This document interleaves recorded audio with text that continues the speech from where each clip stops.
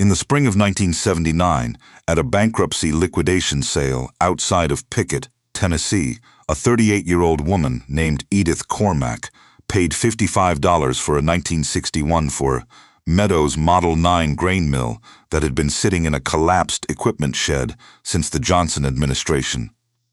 The mill was a ruin. The drive belt had rotted through completely, hanging in stiff black strips like something that had died on the shaft. The feed hopper was cracked along the weld seam, patched twice with materials that had themselves since failed. The burr stones were still in place, which was the only encouraging thing about the machine, and even those were chipped on the outer edge, where someone had dropped a rock into the hopper and let the mill eat it before they noticed. The electric motor that had originally driven the unit was gone entirely, stripped out at some point, and never replaced, leaving 4 bolt holes and a cut wire hanging from the mounting plate. The frame was pitted with rust. One of the rear leveling feet had sheared off, leaving the whole machine canted 6 degrees to the left like a drunk man trying to look sober. The auctioneer didn't pretend. Next item. 1961, Meadows Grain Mill, Model 9. Belt drive, I'm told, though the belt is no longer present. Burr stones intact, motor not included. Condition as is and as seen. Who'll start me at 40? The room didn't move. 35. Come on. The iron alone is worth that. Somebody's got a use for this. A scrap dealer near the back shifted his weight, but didn't raise his hand. The math wasn't there for him. 55, Edith said. The auctioneer looked up. The scrap dealer turned around. He looked at Edith the way people look at someone who has just said something in a language they almost recognize. He didn't counter. 55 was more than scrap and less than sense, and he wasn't in the business of competing with people who didn't understand the difference. Sold. $55 to the lady in the green coat, her neighbor's oldest son. Old Simon, a 19-year-old named Carter Pyle, who had come along to help her haul, stood next to her and watched 2 men drag the mill toward the loading area. He didn't say anything until they were tying it down in the bed of her truck. "Mrs. Cormack," he finally said, "what is that exactly?" "A grain mill. I can see that. I mean, what are you going to do with it?" "Mill grain," she said. Carter Pyle was a good-natured boy. He nodded like that made sense and went back to tying knots. It did not make sense. Not to anyone. In Pickett, Tennessee, who heard about it over the following week, and there were more people who heard about it than Edith would have guessed. A small county has its own information system, older and faster than any newspaper. By the following Sunday, the story had made the full circuit. Edith Cormack bought that old Meadows mill from the Dunbar liquidation. The one that's been sitting in the shed since Earl Dunbar's back gave out. Paid $55 for it. $55 for a machine with no motor and a cracked hopper that's been rained on for 15 years. The story was told the way stories like that are always told, with a kind of fond bewilderment. Not cruelty exactly. More like the community talking to itself about something it couldn't quite categorize. Let me tell you about Edith Cormack, because what she did with that mill over the next 14 months only holds together as a story if you understand who she was and what she came from. Edith was born in 1941 in a house her grandfather had built by hand on a ridge outside of Pickett. Her father, Owen Cormack, ran a small, diversified operation. 40 acres of bottomland corn, a kitchen garden that fed the family from May to November, and a flock of laying hens that Edith's mother managed with the same precision other women applied to bookkeeping. Owen was not a wealthy man by any measure that a bank would recognize, but he was, in the particular way of men who have never confused income with wealth, completely free. He owned everything he touched, the land, the truck, the tools in the shed. None of it carried a note. He'd bought what he could afford and built the rest himself, and he taught Edith that there was no more important distinction in a working life than the one between what you own and what you owe. Owen also kept a mill. Not the Meadows Model 9, which came later. His was an older stone mill, hand-cranked, that his own father had used to grind corn for the family, and occasionally for neighbors who brought their grain and left a portion as payment.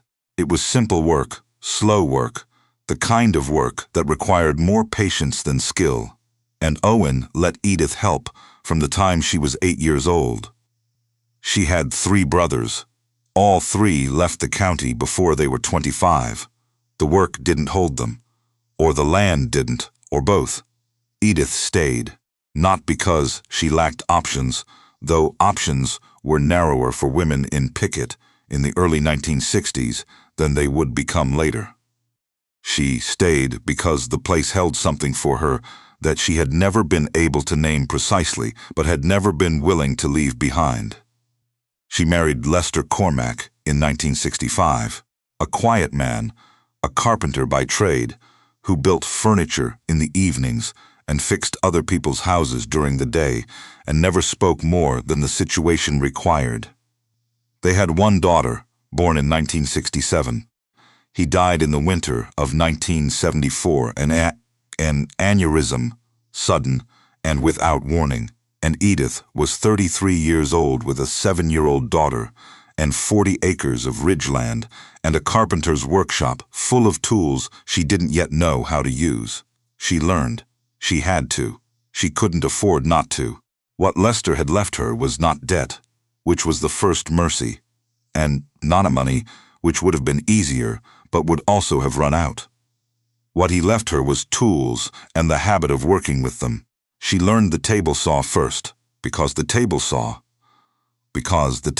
was what she needed to replace the rotting boards on the back porch. She learned the drill press, because the drill press was what she needed to hang new cabinet doors in the kitchen. She learned to read a level, to set a square, to pull a nail without splitting the surrounding wood.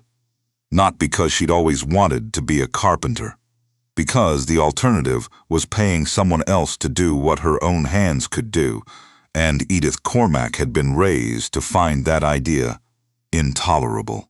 By 1978, she had 40 acres of land with no mortgage, a workshop full of tools, a daughter who was 11 and learning the table saw herself, and a savings account that she had built to $8,400 through a combination of selling eggs, selling her daughter's 4-H lambs, doing small repair work for neighbors who couldn't afford a real contractor, and simply not spending money on things she could make, grow, or fix herself. She was not comfortable. Comfortable was not the right word. She was solvent. She was capable. She was, in the way that matters most, in a life built on work, not afraid. Now the mill. Here is what Edith knew that Pickett County didn't. The Meadows Model 9 was a commercial-grade grain mill built for small co-ops and rural feed operations. The burr stones in a Model 9 were 14 inches in diameter, rated for continuous operation, and capable of processing 800 pounds of grain per hour when properly set and driven at the correct RPM. The original Meadows factory spec called for a 7.5 horsepower electric motor at 1,750 RPM. The stones would last essentially forever if you didn't drop rocks into the hopper, and if you kept the gap properly adjusted. The hopper crack was a weld repair. Edith had learned to weld 2 years earlier when she needed to fix a broken cultivator tooth and couldn't justify the cost of having someone else do it. A cracked hopper was an afternoon's work if you had a stick welder and knew how to run a bead on cast iron without cracking the surrounding material. Edith had spent a year learning exactly that. The missing motor was the thing everyone else saw as the fatal problem. Edith saw it differently. 8 months before the Dunbar liquidation, in August of 1978, Edith had driven 40 miles north to a farm equipment auction in Crossfield County. A dairy operation was selling off, and among the miscellaneous equipment was an industrial air compressor with a seized pump. The motor that drove it was a 10-horsepower Baldor single-phase, rated at 1,750 RPM. The compressor itself was beyond economic repair. The motor was not. The motor was fine. It had been running a compressor, not a grain mill, but a motor doesn't know the difference. She paid $40 for the whole compressor and stripped the motor out in the seller's yard before she left. She drove home with the motor in the back seat, wrapped in an old horse blanket, and she'd been studying it ever since. Here is what she'd spent those 8 months doing. The Baldor motor's shaft was 1 inch in diameter. The Meadows Model 9's original drive pulley was designed for a 7/8 inch shaft. The difference was not insurmountable. What she needed was a pulley board to accept a 1 inch shaft, or a bushing that reduced the motor shaft to 7/8. She'd written to 3 machinery suppliers and 1 bearing house. She'd found a supplier in Chattanooga who could machine a cast iron pulley to her specifications for $22. She'd ordered it in February, and it was sitting on the shelf in Lester's workshop when the Dunbar liquidation was announced in March. The mounting was more involved. The Baldor motor was physically larger than the original Meadows unit, heavier, with a different footprint.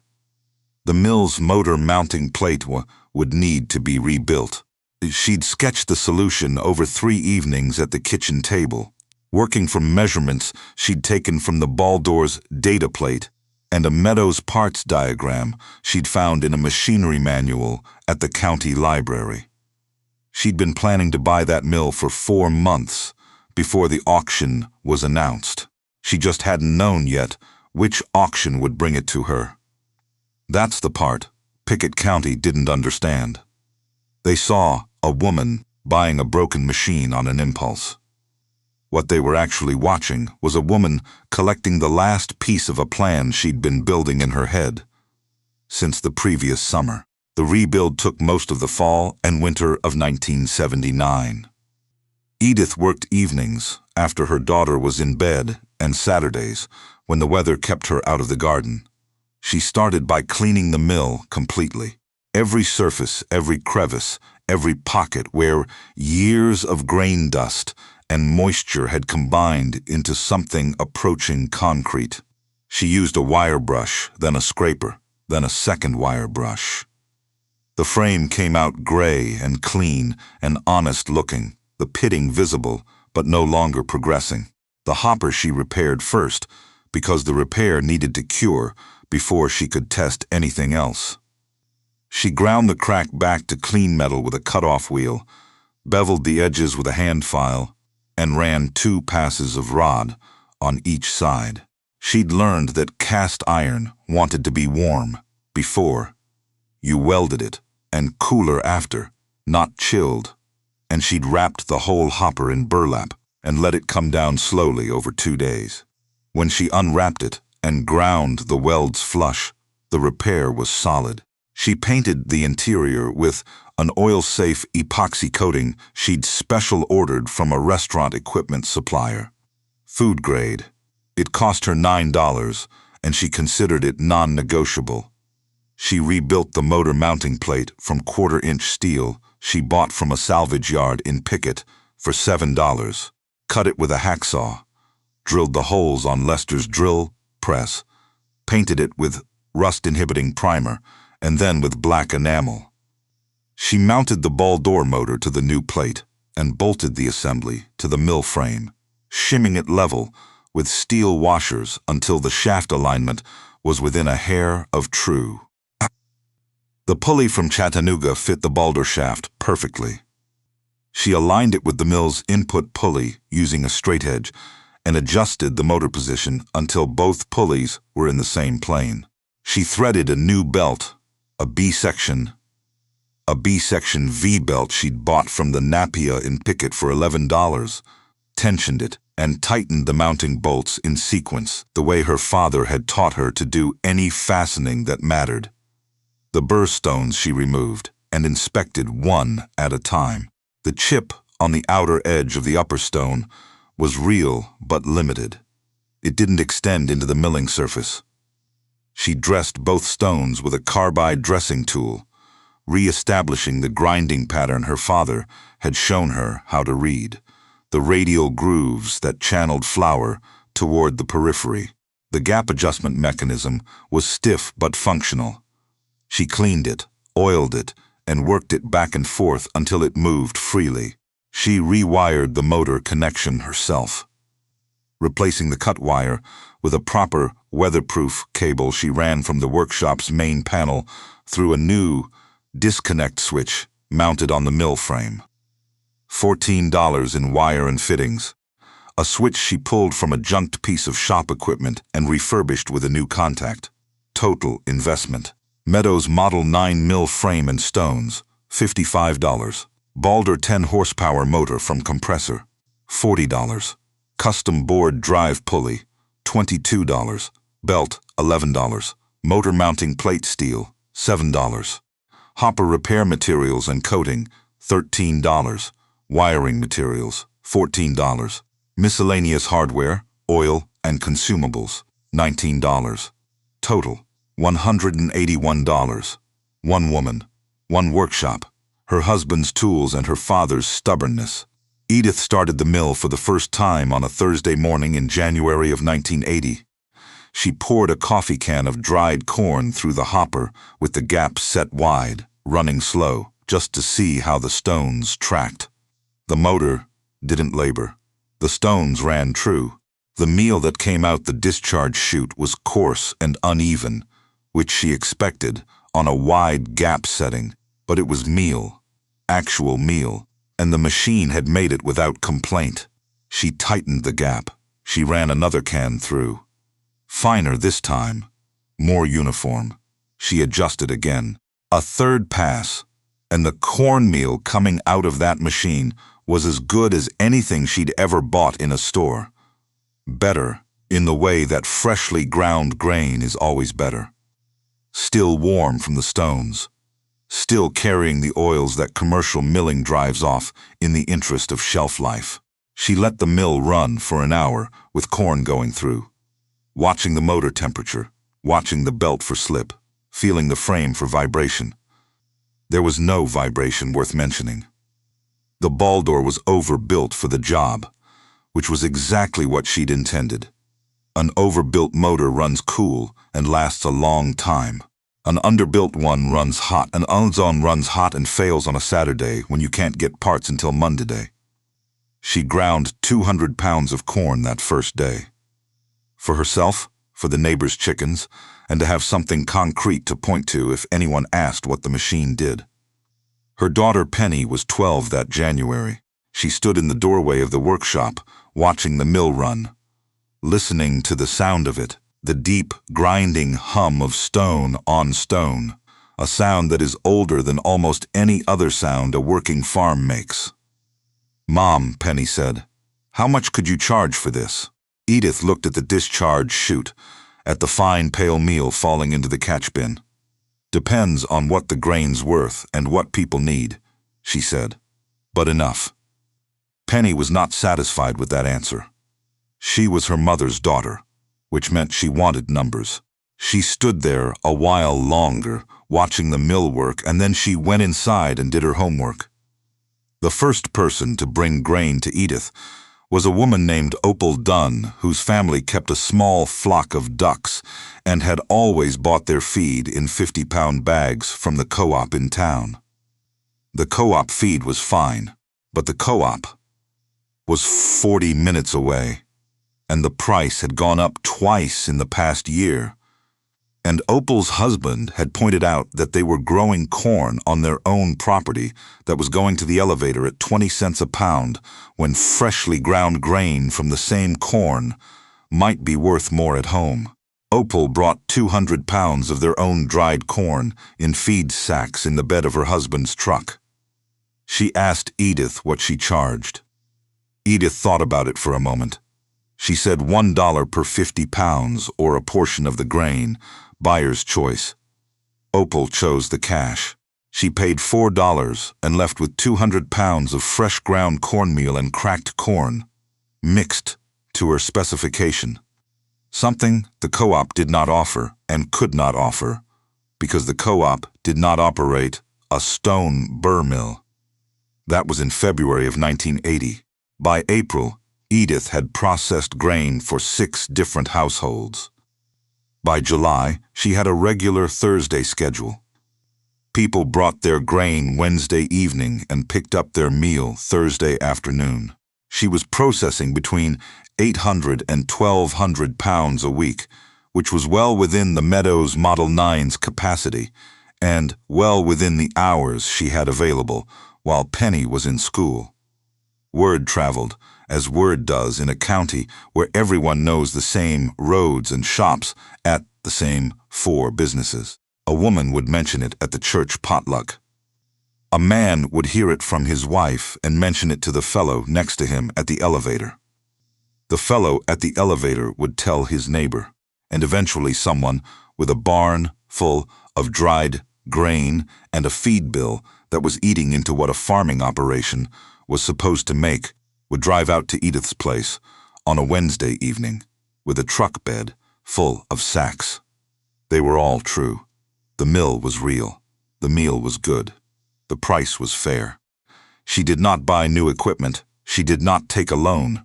She did not expand beyond what the time she had allowed her to do well.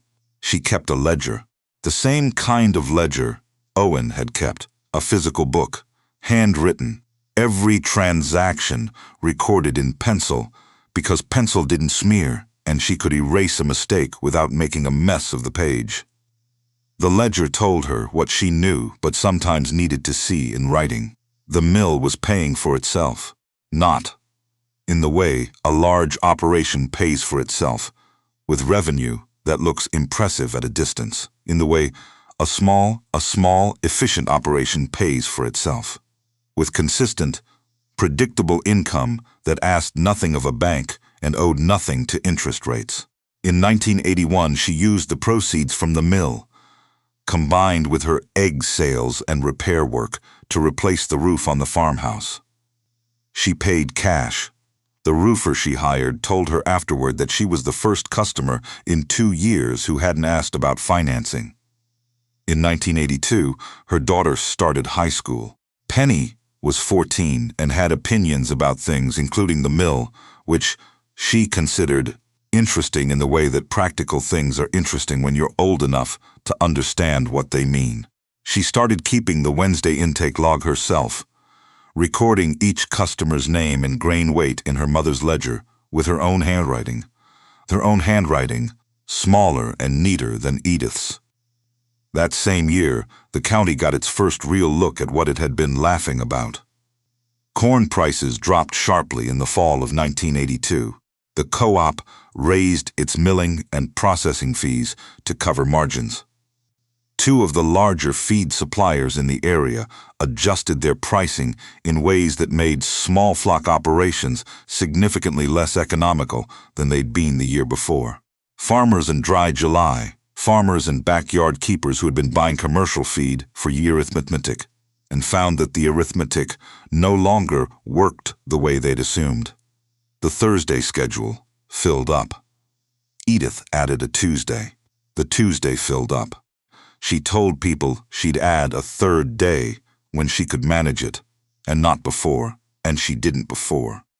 A man named Gil Whitmore, who ran a 200-acre operation 3 miles north, and had built much of his business on the premise that buying new and buying often was the sign of a serious farmer, drove to Edith's place in October of that year.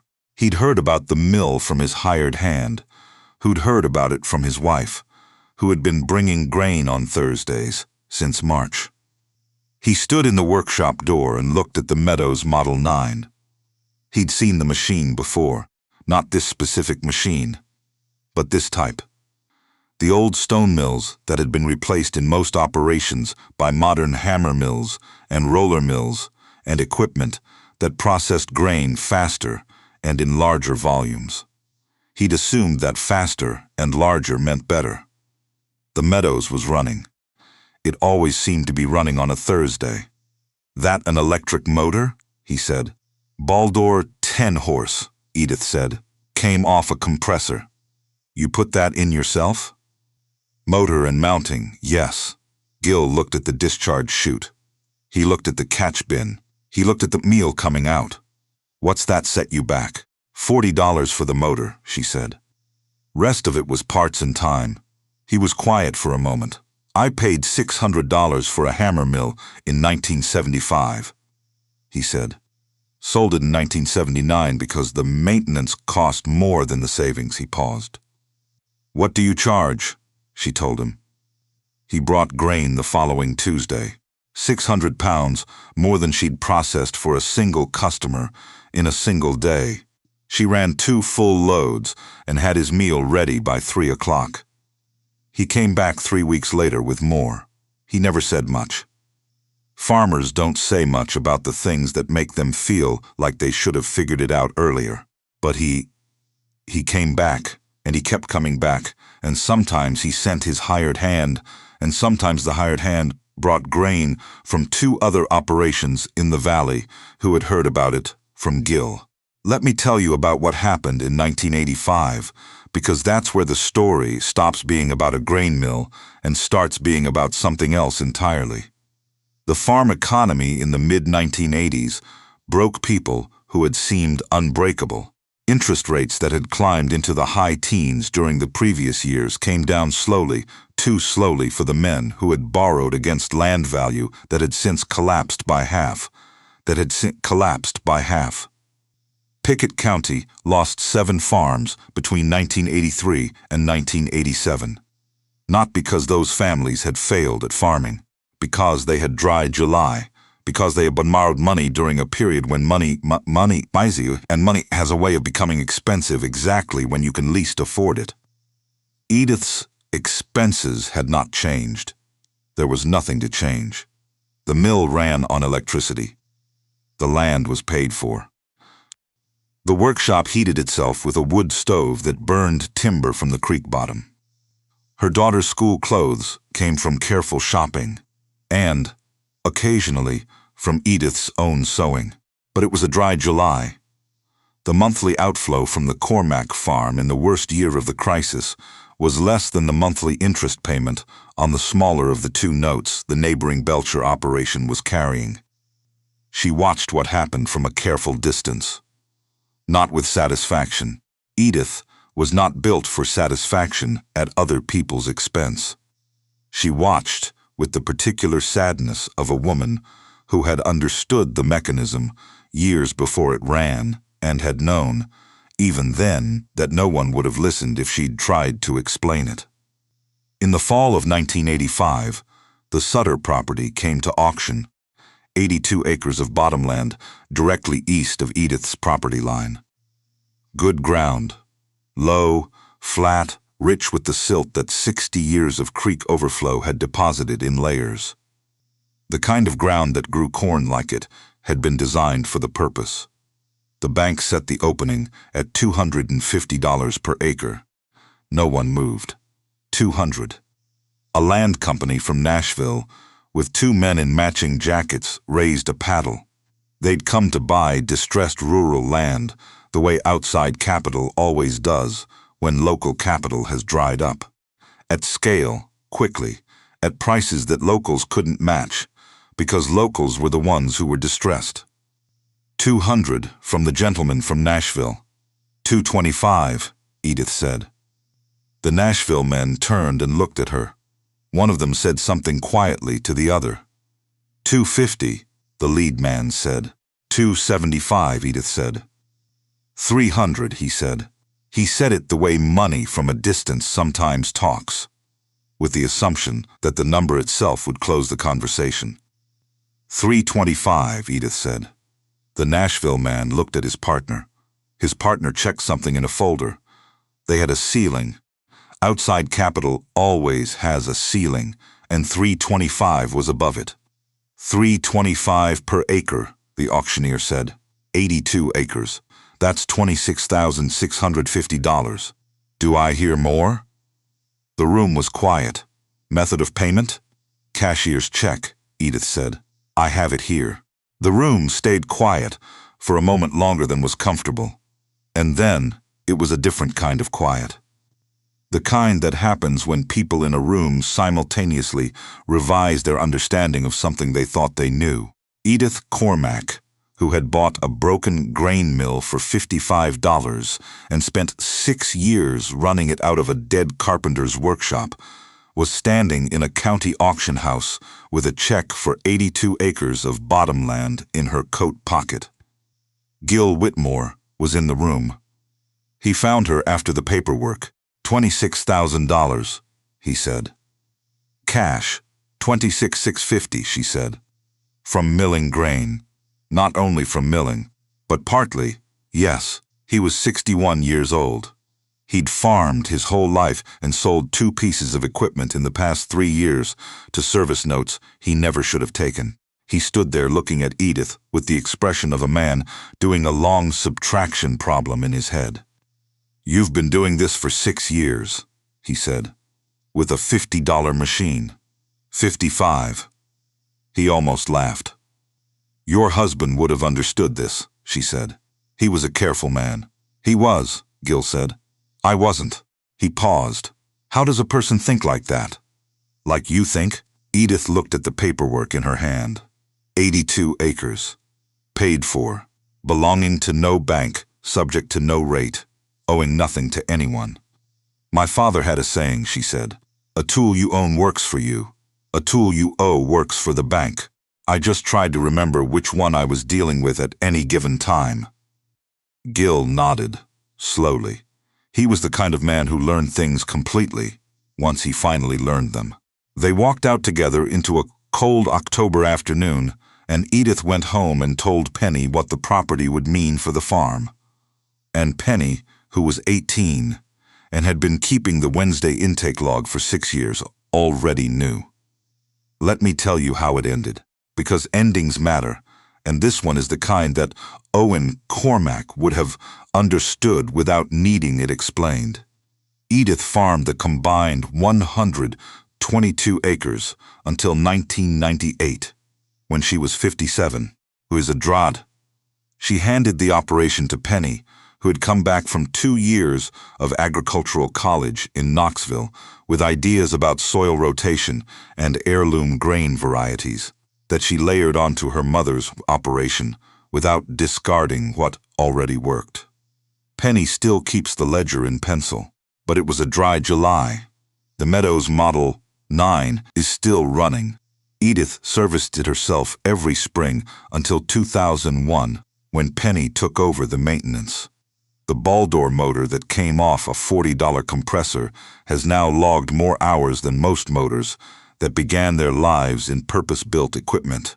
The burr stones that were chipped on the outer edge in 1979 have been dressed so many times that the chip has long since been worked back into the surface geometry and is no longer visible.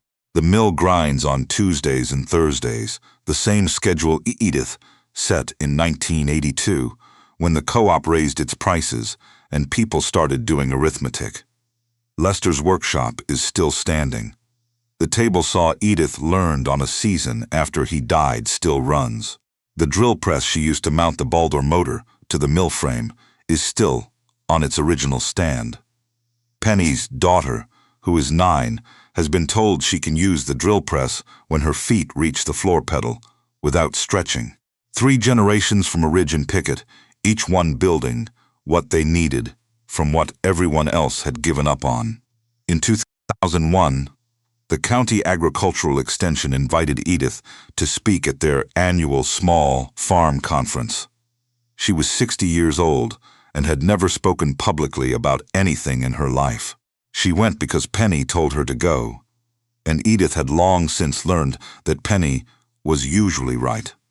She stood at the podium without notes. She'd written some things down, and then left the paper in the truck because she found that she knew what she wanted to say without it. People ask me how I built a milling operation for $181, she said. That's not the right question. The right question is why everyone else was paying the co-op for something they could do themselves, with their own grain, in their own time, at a fraction of the cost. She paused. I didn't do anything clever. I looked at what I had, which was a dead machine and a workshop full of tools and enough time on evenings and Saturdays to learn what I needed to know. I looked at what people needed, which was grain processed close to home at a fair price. I found the line between those two things, and I stood on it. She paused again. My father taught me that the most expensive equipment in any operation is the equipment you're borrowing money to own. The second most expensive is the equipment you're paying someone else to operate on your behalf. Everything after that is just a question of whether you're willing to learn to use it. The room was quiet. A tool you own works for you, she said. Everything else works for someone else. That's the whole lesson. That's all of it. I paid $55 for a broken mill in 1979, and I bought 82 acres of bottomland in 1985, because $55 compounded over 6 years of Tuesdays and Thursdays is worth more than it looks like on the day you spend it. She stepped back from the podium. Gil Whitmore was in the audience. He was 72, retired, and had been leasing his remaining land to a neighbor for the past 4 years because his own equipment was too expensive to run, and the debt service had never fully cleared. He sat in a metal folding chair in the third row and listened to Edith explain in plain language the thing he had spent a lifetime learning incorrectly. He found her in the parking lot afterward. $181, he said. $181, she said. I spent $900 on equipment in 1975. It's been gone since 1979. It's not about the mill, she said. It never was. No, he said. He looked out across the parking lot, at the county road, at the fields beyond it. I know what it was about. It was about being able to wait. About not owing anyone the right to tell you when to sell and when to buy and when to quit. He stopped. If you own your tools, you own your time. And if somebody else owns your tools, they own your time right along with them. Edith looked at him. You figured it out, she said. 30 years late. Still counts, she said. He nodded. He put his hat back on. He was a decent man who had made the mistakes that decent men make when no one around them is thinking carefully, and he had lived long enough to understand exactly where the error had been. They stood there in the fall afternoon for a moment longer, and then they each went home. What do you see when you look at a broken mill sitting in a collapsed shed, belt gone, motor stripped, stones chipped, frame rusted, and tilted on a sheared foot? Most people see salvage. They see something that had a use once and no longer does. They see the conclusion of a machine's story rather than a pause in it. The auctioneer saw an obligation to the inventory. The Nashville men saw an asset class. The scrap dealer saw a load that didn't pencil out. Pickett County saw a woman spending $55 on something that would never work again. Edith Cormack saw a 14-inch stone burr in serviceable condition. She saw a ball-door motor sitting in her back seat that ran at exactly the right speed for the job. She saw her husband's drill press, her father's philosophy, and 6 days a week of evenings and Saturdays that belonged entirely to her. She saw $181 and 6 years of Tuesdays and Thursdays. Everyone else saw the end of something. Edith saw the beginning, and when Pickett County finally understood what she'd been building in that workshop, not just the mill, not just the meal, not just the money, but the 82 acres bought in cash while their own notes came due, they understood what she had known from the first cold morning she stood in front of that machine with a wire brush and got to work. A thing doesn't have to be new to be worth something. It doesn't have to impress anyone at the co-op or look right in the yard. It has to work. It has to be paid for. And it has to be understood by someone who knows that the most expensive piece of equipment in any county is not the one with the highest price tag. It's the one you're still making payments on when the land next door goes to auction. A surplus motor. A carpenter's widow who paid attention. The mill nobody wanted. In the hands of the woman nobody understood. Until they saw what came out of it.